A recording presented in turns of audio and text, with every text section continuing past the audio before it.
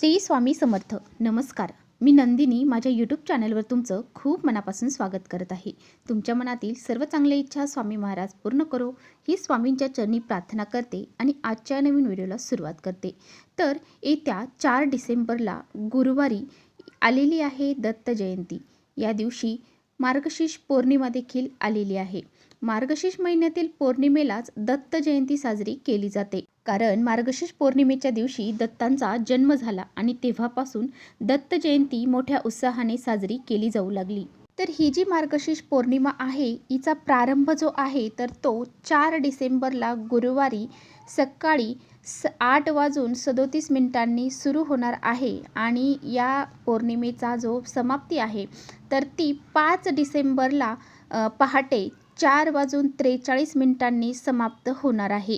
त्यामुळे ही जी पौर्णिमा आहे तर ती उदय तिथीनुसार गुरुवारी साजरी करण्यात येणार आहे. याच दिवशी दत्त जयंती साजरी करण्यात येणार आहे. या पौर्णिमेच्या दिवशी ब्रह्मा विष्णू महेश या त्रिमूर्तीचा एक अवतार असणारा दत्त यांची पूजा केली जाते. दत्तात्रय म्हणजेच दत्त आणि आत्रेय या 2 शब्दांचा मिळून बनलेला आहे. दत्ताचा अर्थ आपणच आहोत, मुक्त आहोत आणि आत्मा आहोत अशी अनुभूती ज्याला आहे असा तो. तर पहा, या दिवशी दत्त तत्व जे आहे तर पृथ्वी तलावरती 1000 पटीने कार्यरत असतात आणि म्हणूनच या दिवशी अनेक सेवा उपासना केल्या जातात आणि या वेळेमध्ये जर आपण काही प्रभावी उपाय जर केले तर त्याचे फळ देखील आपल्याला 1000 पटीने प्राप्त होत असते.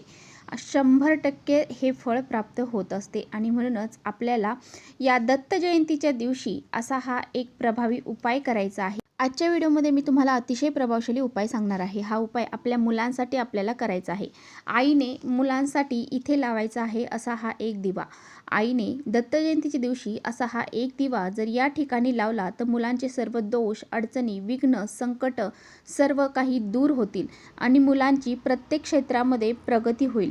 तर हा उपाय कसा करायचा आहे याबद्दलचीच माहिती आजच्या व्हिडिओत आपण बघणार आहोत. त्यामुळे तुम्ही पुढे व्हिडिओ स्किप न करता शेवटपर्यंत नक्की बघा, जेणेकरून तुमच्यापर्यंत योग्य ती माहिती पोहोचेल. आपल्या चॅनलवर नवीन असाल तर चॅनलला सबस्क्राईब करा आणि असेच नवनवीन माहितीपूर्ण व्हिडिओ पाहण्यासाठी बेल आयकॉनला प्रेस करा, म्हणजे मी जेव्हा कधी नवीन व्हिडिओ अपलोड करेन त्याचे नोटिफिकेशन सर्वात अगोदर तुम्हाला भेटेल आणि तुम्ही एकही व्हिडिओ मिस करणार नाही. त्याचबरोबर खाली कमेंट्समध्ये श्री गुरुदेव दत्त लिहायला अजिबात विसरू नका, जेणेकरून दत्तगुरूंची कृपा तुमच्या परिवारावरती सदैव राहील. आणि हा जो उपाय मी तुम्हाला सांगणार आहे तर हा उपाय तुम्हाला दत्त जयंतीच्या दिवशी सकाळी 12 वाजण्याच्या आतच करायचा आहे. जर तुम्हाला 12 वाजण्याच्या आत करणं शक्य होत नसेल तर तुम्हाला हा उपाय संध्याकाळी 4 नंतर रात्री 9 वाजेपर्यंत करता येणार आहे. तर पहा, प्रत्येक आईवडिलांना आपल्या मुलाच्या उज्ज्वल भविष्याची काळजी असते. आपल्या मुलांनी खूप शिकावं, मोठं व्हावं, चांगलं नाव कमावं असं प्रत्येक आईवडिलांची इच्छा असते. या स्पर्धेच्या युगामध्ये आपली मुलं ही कोणत्याही क्षेत्रात मागे राहू नये यासाठी आईवडीलसुद्धा खूप खडतर मेहनत करत असतात आणि त्याचबरोबर मुलं देखील खूप आटोनात प्रयत्न हे करत असतात. बऱ्याच वेळा काय होतं की मुलांनी खूप कष्ट केली, खूप मेहनत केली, खूप अभ्यास केला तरीही त्यांना म्हणावं असं यश हे प्राप्त होत नाही. तर जर तुमच्या मुलांनासुद्धा अशी समस्या जाणवत असेल, त्यांचंसुद्धा यश मिळत नसेल किंवा तुमची मुलं तुम्हाला असं वाटत असेल की त्यांनी प्रत्येक क्षेत्रात त्यांची प्रगती व्हावी, त्यांना प्रयत्न तर करायचेच आहेत, मुलांना अभ्यास तर करायचाच आहे, त्यांना स्वतः प्रयत्न करायचेच आहेत, परंतु प्रयत्नाबरोबर आपण जर आपल्या मुलांसाठी हे काही छोटे छोटे उपाय जर केले तर त्याचं फळ हे मुलांना नक्की प्राप्त होत असते.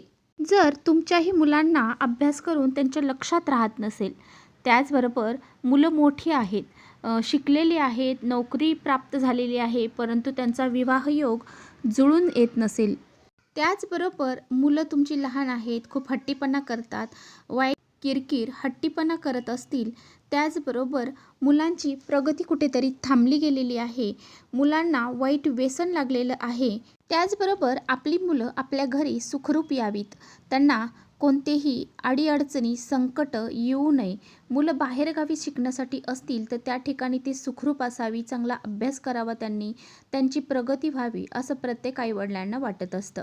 म्हणूनच हा उपाय आपल्याला अवश्य करायचा आहे.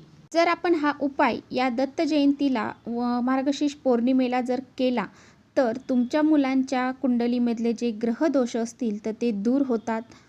हा जो उपाय मी तुम्हाला सांगत आहे तर हा उपाय मुलं आणि मुली या दोघांसाठीही तुम्ही करू शकता. मुलं कितीही लहान असू द्या किंवा तुमची मुलं खूप मोठी आहेत, लग्न झालेले असतील तरीसुद्धा त्यांच्यासाठी तुम्ही हा उपाय करू शकता.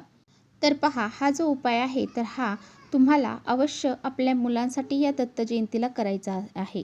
मुलांच्या प्रगतीमध्ये अडथळे येत असतील, मुलांना नजरदोष लागला असेल, मुलांना बाहेरच्यांची नजर लागली असेल किंवा मग नजर ही फक्त बाहेरच्यांचीच लागते असं नाही, मुलांना नजर घरातल्यांची देखील लागली जाते.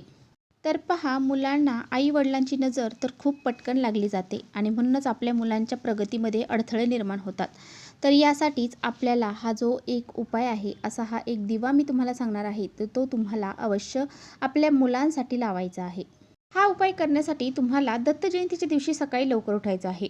या दिवशी सकाळी लवकर उठल्यानंतर तुम्हाला प्रथम स्नान करायचं आहे. अंघोळ करताना अंघोळीच्या पाण्यात तुम्हाला चिमूटभर हळद टाकून अंघोळ करायची आहे. स्वच्छ स्नान करून झाल्यानंतर पिवळे वस्त्र परिधान करायचे आहेत आणि देवघरातील देवांची विधिवत पूजा करून घ्यायची आहे.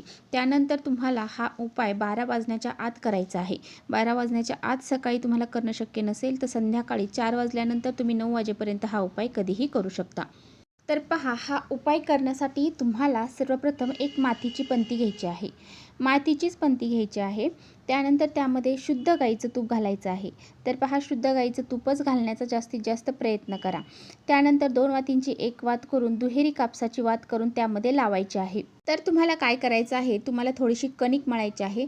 तर त्यामध्ये गुळाचं पाणी घालायचं आहे. म्हणजेच गुळाच्या तुम्हाला 3 किंवा 5 किंवा 7 अशा चपात्या बनवायच्या आहेत. तर तुम्हाला ह्या चपात्या ज्या गुळाच्या तयार केलेल्या आहेत तर त्या घेऊन तुम्हाला एका डब्यामध्ये भरायच्या आहेत.